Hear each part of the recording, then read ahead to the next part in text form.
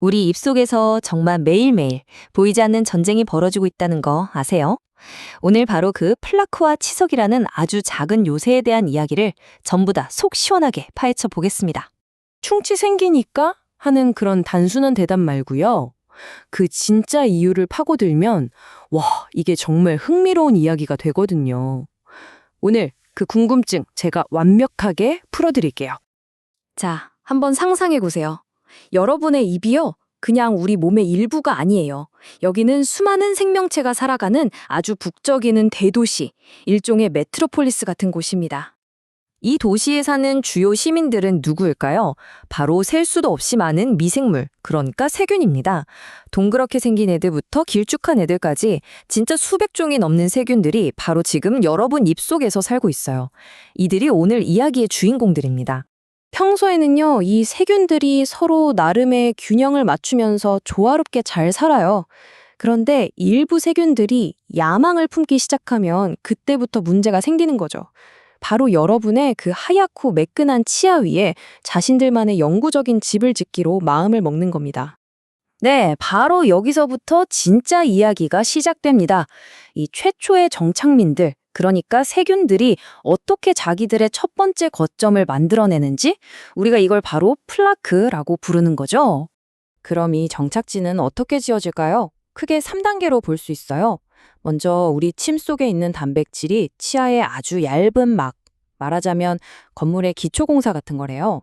그럼 두 번째로 초기 세균들이 여기 자리 좋네 하면서 이 막 위에 착 달라붙기 시작하는 거죠. 마지막으로 얘네들이 폭발적으로 번식하면서 끈적끈적한 걸 만들어내요. 그러면서 더 많은 세균이랑 음식 찌꺼기를 막 끌어들이면서 세력을 넓혀가는 겁니다. 이렇게 만들어진 세균들의 공동체, 이걸 바로 플라크 또는 치면 세균막이라고 부릅니다. 여기서 핵심은 뭐냐면 이게 그냥 때가 아니라는 거예요. 부드럽고 끈적한 살아있는 세균들의 막, 일종의 바이오필름이라는 거죠.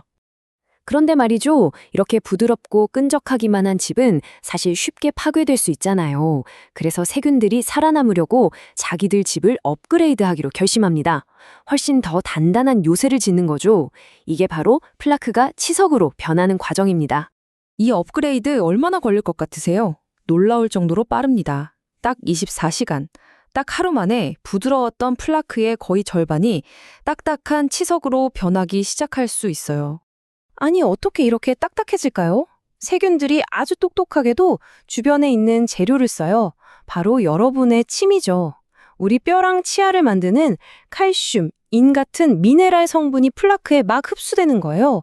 이건 마치 세균들이 시멘트를 부어서 외부 공격으로부터 자기를 지킬 견고한 벽을 쌓는 거랑 똑같습니다. 자, 그럼 여기서 플라크랑 치석의 차이를 확실하게 정리해 볼게요. 플라크는 아직 부드러워서 칫솔질로 없앨 수 있어요. 하지만 치석은요, 돌처럼 단단하게 굳어버려서 칫솔질로는 절대 안 닦입니다. 오직 치과 전문가만이 제거할 수 있죠. 이게 가장 중요하고 결정적인 차이점이에요. 자, 이제 우리 치아 위에 아주 단단한 요새가 세워졌습니다. 그래서 뭐가 문제냐고요? 바로 이 요새에 사는 세입자들, 이 세균들이 우리 입안이라는 이 거대한 도시에 정말 심각한 혼란을 일으키기 시작한다는 겁니다. 치석이 일으키는 대표적인 문제들이 바로 이런 것들이에요. 충치, 그리고 상갑보도 훨씬 무서운 잇몸 질환, 마지막으로 아무리 앙치를 해도 사라지지 않는 지독한 입냄새까지요. 원리는 아주 간단해요. 치석 요새에 사는 세균들이 우리가 먹는 음식, 특히 단 것들을 먹고 나서 산성 폐기물을 배출합니다. 이 산이 우리 치아의 가장 바깥쪽 보호막, 아주 단단한 범랑지를 녹여서 구멍을 내는 거예요. 이게 바로 충치죠. 이걸 좀 더 과학적으로 들여다볼까요? 우리 입안은 보통 중성에 가까운 pH 농도를 유지하거든요. 근데 세균이 내뿜는 산 때문에 이 pH가 5.5 아래로 뚝 떨어지는 순간 범랑질이 녹아내리기 시작하는 겁니다. 말하자면 충치 공격이 시작되는 위험수인 거죠. 근데 충치만 문제가 아니에요. 이 세균들이 독소를 뿜어내기도 하거든요. 이 독성 물질이 우리 잇몸을 계속 자극하면서 염증을 일으키는 거죠. 잇몸이 붓고 피가 나는 치은염이 이렇게 시작되고요. 이걸 그냥 내버려 두면 나중에는 치아를 받치고 있는 뼈까지 녹이는 치주염으로 나빠질 수 있습니다. 와, 듣다 보니까 상황이 꽤 심각하죠? 하지만 좋은 소식이 있습니다. 이 도시의 주인은 누구라고요? 바로 여러분입니다. 우리가 이 통제권을 되찾을 수 있는 확실한 퇴거 계획이 있어요. 이 계획의 핵심, 딱 하나만 기억하시면 됩니다. 문제가 커지기 전에, 그러니까 세균들이 아직 부드러운 플라크 단계일 때, 아주 쉽게 쓸어버릴 수 있을 때, 바로 그때 퇴거시켜야 한다는 겁니다. 그럼 여러분이 매일 실천해야 할 퇴거 작전은 두 가지입니다. 첫째, 꼼꼼하게 칫솔질해서 플라크를 물리적으로 파괴해서 쓸어내는 거고요. 둘째, 칫솔이 잘 닿지 않는 치아 사이사이를 치실이나 치간 칫솔로 청소해서 숨어있는 녀석들까지 싹 다 잡아내는 겁니다. 이건 정말 훌륭한 예방법이죠. 그런데 만약에 이미 요새가 건설되어 버렸다면요? 돌처럼 딱딱하게 굳어버린 그 치석은 도대체 어떻게 해야 할까요? 이럴 땐 전문가의 도움이 필요합니다. 바로 스케일링이죠. 이건 치과 전문가가 특수한 장비를 가지고 단단한 치석을 안전하고 효과적으로 부수고 긁어내는 거예요. 이건 집에서 절대로 할 수도 없고 해서도 안 되는 전문가의 영역입니다.